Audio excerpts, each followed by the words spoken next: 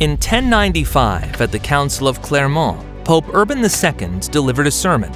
He addressed the crowd with a call to go to Palestine and reclaim Jerusalem, which had been under Muslim rule for several centuries. Urban II was a skilled politician and orator. He recalled all the grievances of Christians in the East, including the persecution of Christian pilgrims, and also promised forgiveness of sins for all who participated in this war. Barons, counts, and dukes enthusiastically welcomed the idea. Since they were all knights who had been trained in the art of warfare from childhood, war was a way of life for them. They knew practically nothing else, and now the Pope promised a war that would lead them to paradise, which for deeply religious people of the 11th century was the ultimate achievement. Even more excited about the idea of the crusade were the younger relatives of all these feudal lords, who often, having been left without an inheritance, received at best only small holdings, or in some cases, sought a better fate in the clergy or as mercenaries. Such a campaign gave them a chance to acquire new territories, where they could establish their own countships, principalities, or even royal dynasties.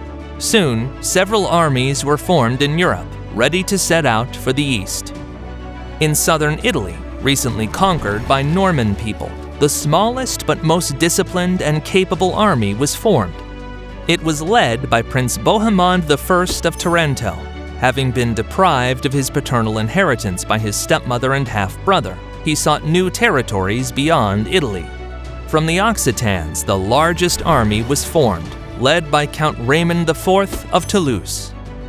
The Knights of Lorraine, led by the Bouillon brothers, Godfrey and Baldwin, formed the Third Army. The Fourth Army, assembled in northern France, lacked unified command and was not truly an army in the conventional sense. It was made up of individual forces, such as the troops of the younger brother of the French king, Hugh of Vermandois, son of Anna Yaroslavna, and Duke Robert II of Normandy, who had to cede his duchy to his younger brother to raise funds for the crusade.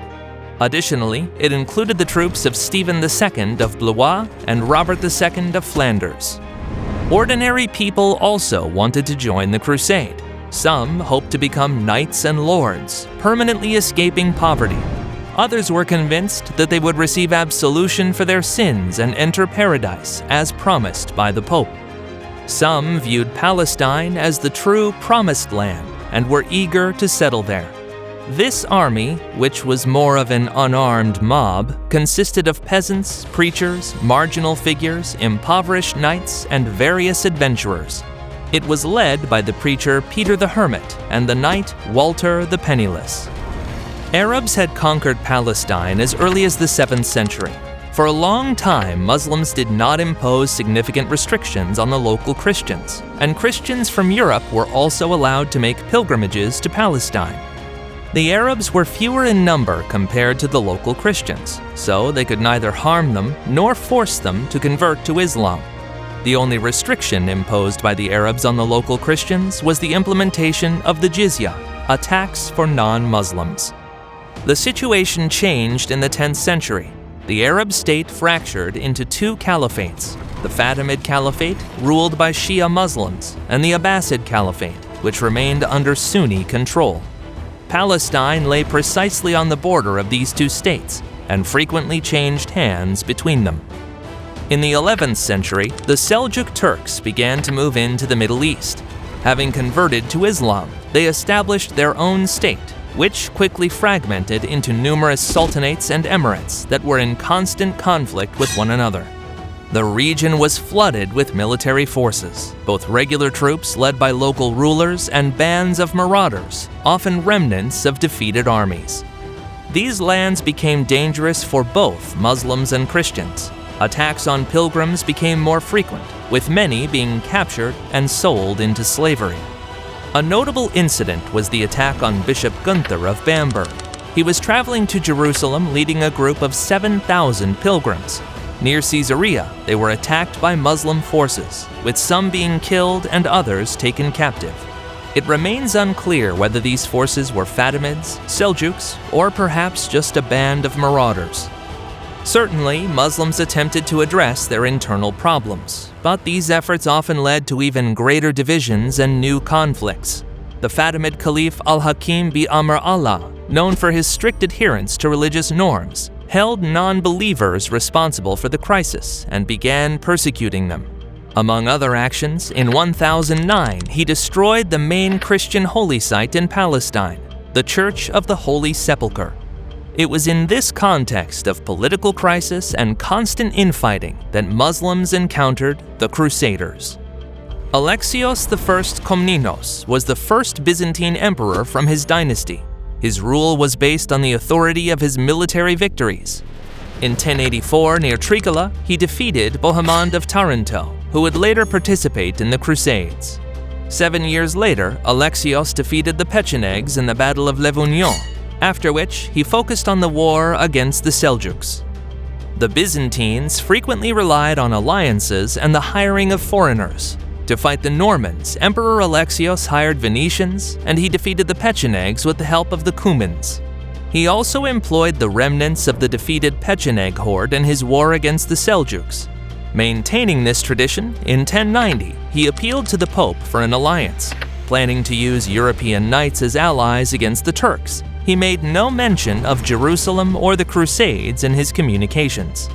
However, Urban II, who had a better grasp of European politics, focused on a more pressing issue. While the Turks seemed somewhat remote, and by the standards of that time were at the other end of the world, Palestine was familiar to Europeans through biblical stories. It appeared to them as the spiritual, geographical, and economic center of the world. The first to reach the walls of Constantinople were the groups of common people. According to European chroniclers, there were 100,000 of them, but modern estimates suggest between 25,000 and 30,000. This movement is known in history as the People's Crusade. On their way, these groups carried out mass Jewish pogroms in the cities of the Rhine and looted towns in Hungary and the Bulgarian kingdom. Local rulers drove them away with force. In Constantinople, the mob did not stay long. According to Byzantine chroniclers, the emperor offered to wait for the knights, but Peter the Hermit, eager not to share the glory with them, hurried to Asia Minor. European chroniclers suggest that due to rumors of their looting, the Byzantines were reluctant to allow Peter the Hermit and his followers into Constantinople. When the poor stole a lead roof from a church in the city, Alexios ordered them to be swiftly transported across the Bosporus.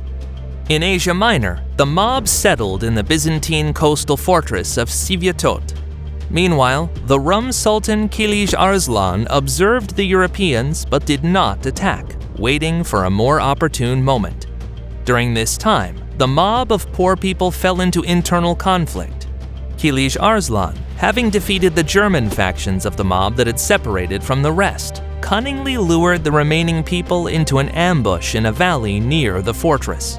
He then annihilated nearly all of their forces.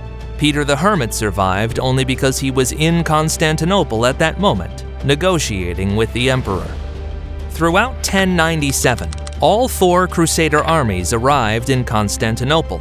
Apart from the storm that caused Hugh of Vermandois to lose his army and possessions, and the papal legate Adhemar, who was robbed by the Pechenegs, the Crusaders reached Byzantium without major problems. In Constantinople, their combined army numbered over 30,000 soldiers. The Byzantines provided them with assistance, including troops commanded by Tatikios, the Emperor Alexios' stepbrother, and organized the crossing and supply of provisions. In return, the Crusaders were required to swear an oath of fealty to Byzantium and promise that all lands captured from the Muslims would be handed over to the Byzantine Empire. After this, the joint forces laid siege to Nicaea, which lasted for a month. During this time, the Crusaders managed to defeat the Turks, who attempted to relieve the city. Meanwhile, the Byzantines transported their ships overland to Lake Ascania. Alexios began secret negotiations with the Turkish garrison, which eventually surrendered to the Byzantines. The Crusaders were not allowed into the city, as it was common practice at that time to loot cities to obtain provisions and cover the costs of the campaign. The Crusaders were offended, and this incident became one of the early sources of conflict between the Crusaders and the Byzantines. From Nicaea, the Crusaders advanced eastward in two groups. Leading the way were the Normans under Bohemond of Taranto. Following behind were the French, led by Raymond of Toulouse. After 3 days of marching, Bohemond reached Dorylaeum and set up camp for the night.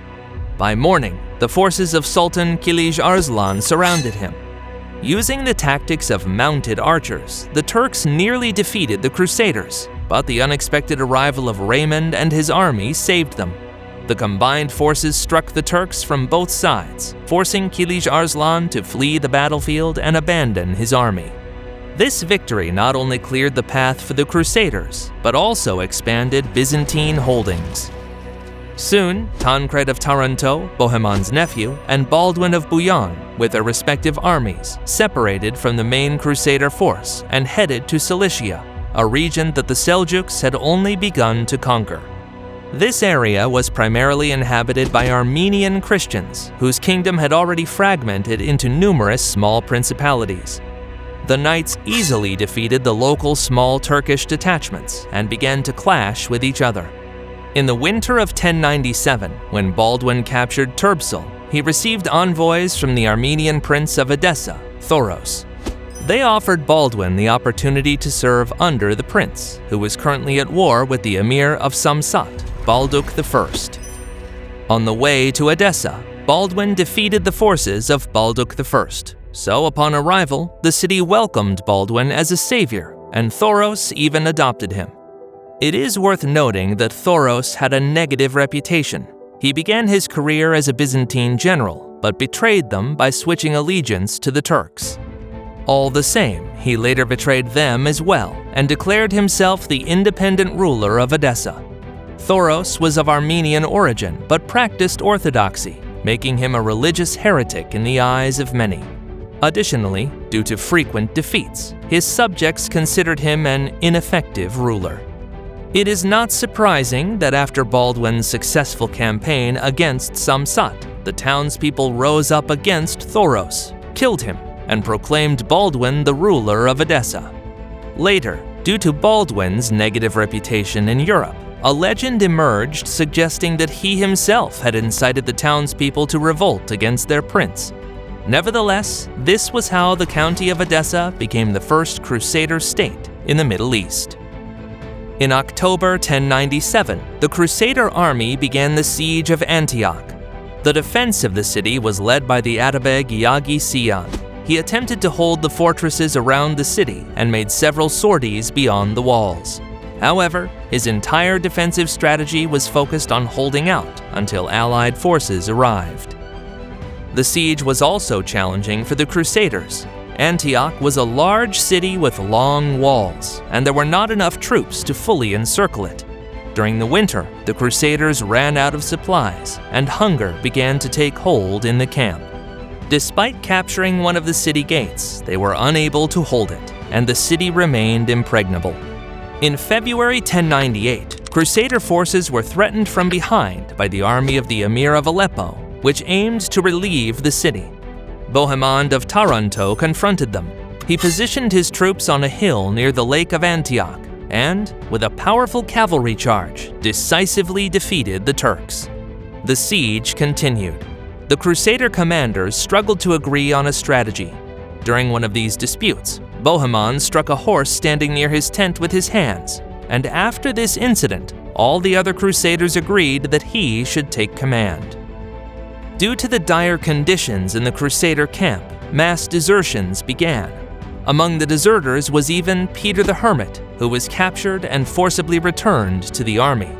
At the same time, the Byzantine general Tatikios also left, either disheartened by the prospect of victory or frightened by the Crusaders, who had threatened him with death. In March, English troops under the command of Edgar Etheling arrived by sea in Palestine, bringing provisions and materials for siege engines. In June, after a 9-month siege, the Crusaders finally captured the city. A local resident, an Armenian named Firuz, opened the gates for them, allowing the Crusaders to seize most of the city. Yagi Siyan was killed in an attempt to escape. The only part of the city that remained under Turkish control was the citadel, situated on the mountainous side. While the Crusaders were besieging Antioch, the Mosul Atabeg Kerboga was forming a coalition against them. He enlisted the emirs of Damascus, Aleppo, Homs, and many other Seljuk rulers. Gathering an army of 40,000 troops, Kerboga set out for Antioch. On the way, he attempted to capture Edessa, but was defeated and abandoned the siege after a month. By the time Kerboga reached Antioch, the Crusaders had already captured most of the city. Due to rumors about the approach of a large Muslim army, Count Etienne de Blois fled from the camp. On his way, he encountered the Byzantine Emperor Alexios I and convinced him that the Crusaders had lost the war. As a result, Alexios I turned his troops around and withdrew. Meanwhile, the Crusaders found themselves on the brink of defeat once more. They were under siege from within Antioch, forced to fend off attacks from both outside the city and attempts by the Turks to break out from the citadel. The city provided them with little to no supplies, leading to a severe food shortage among the troops. At this critical moment, a soldier named Pierre Barthélemy claimed to have discovered a sacred relic, the lance of Longinus, the lance that had pierced the side of Jesus Christ. With renewed morale, the Crusaders began to prepare for battle. At the same time, dissent began to spread among Kerboga's forces. Some of the emirs deserted him, while others refused to participate in the battle. The troops, remembering past grievances, started to clash among themselves. This disorganization reached such a point that when the Crusaders emerged from the walls of Antioch to confront them, the Turks were caught off guard and unprepared for battle. The Crusaders' vanguard was led by Hugh of Vermandois, who quickly defeated the enemy forces besieging the walls. Following this, the troops of Count Godfrey of Bouillon engaged in the main battle. Simultaneously, the Occitanians attacked the Turkish flanks, while the Normans repelled the enemy's rear attacks. The reserve forces, commanded by Bohemund of Taranto, delivered the decisive blows, forcing the Turks to flee the battlefield. Subsequently, the remaining Turkish forces in the citadel, under siege by Raymond of Toulouse's troops, surrendered. Immediately after the capture of Antioch, the Crusaders began to have grievances against the Byzantines. They recalled Tatikios' retreat, the fact that the emperor had turned back his forces, and the inadequate supply of provisions. Hugh of Vermandois, the most pro-Byzantine of the Crusader leaders, was sent to negotiate with Alexios. After barely conducting the negotiations, he fled back home. The Crusaders refused to transfer the captured city to the Byzantines. Instead, Bohemund of Taranto declared himself Prince of Antioch as Bohemund I, establishing a second Crusader state in the Holy Land. The Crusaders spent the next 6 months capturing small towns south of Antioch. The city of Marat al-Numan held out the longest, resisting for 2 months. The siege of Marat is associated with stories of cannibalism among the Crusaders. Eventually, after the capture of Marat, the knights divided. Bohemund remained in Antioch, while the rest, under the command of Raymond of Toulouse, proceeded to lay siege to Arca. The siege dragged on, threatening to replicate the protracted situation seen in Antioch. Consequently, Godfrey of Bouillon convinced the troops to march on Jerusalem. After capturing Ramla, the Crusaders advanced towards Jerusalem, which had been taken by the Fatimids a year earlier from the Turks. The Fatimids had previously offered peace to the Crusaders, but the Crusaders had demanded the surrender of Jerusalem. The siege of Jerusalem, which began in June 1098, lasted over a year. It was only when the Genoese arrived in Palestine, bringing siege equipment for the Crusaders, that they prepared for an assault. The final assault on Jerusalem began with a decisive attack. Crusaders breached the city walls and took the city from both sides, leading to a brutal massacre. The violence was indiscriminate. Not only Muslims, but also local Jews were killed in the aftermath of the city's capture. After 3 days of plundering, the Crusaders finally began to decide what to do with Jerusalem. Most of them wanted to establish a kingdom there. The crown was offered to Raymond of Toulouse, but he declined. Then it was offered to Count Godfrey of Bouillon. He did not refuse the power, but after saying that he did not wish to wear a golden crown where Jesus Christ wore a crown of thorns, he took the title of Defender of the Holy Sepulchre. At this time in Egypt, the Vizier al-Afdal Shahanshah gathered 20,000 soldiers and set out to reclaim Jerusalem. Despite its numbers, the army was not combat ready. It was composed of mercenaries who had no desire to fight or were even feuding among themselves, moving in separate groups even while marching. In this state, unprepared for battle, the Crusaders encountered them at Ascalon. With a surprise attack, they easily defeated the Muslims. Thanks to this, the Crusaders established their foothold in Palestine, creating their primary state, the Kingdom of Jerusalem. Nominally, its king was considered the chief, and all other Crusader states were his vassals. These states would endure for nearly a century, constantly engaged in warfare. The First Crusade achieved its goal of recapturing Jerusalem, and on the wave of success, Europe would be swept up by a crusading fervor for the next 2 centuries. Subsequently, the Crusaders would vigorously fight not only against Muslims and pagans, but also against Orthodox Greeks and inhabitants of southern France, all in an effort to maintain their influence.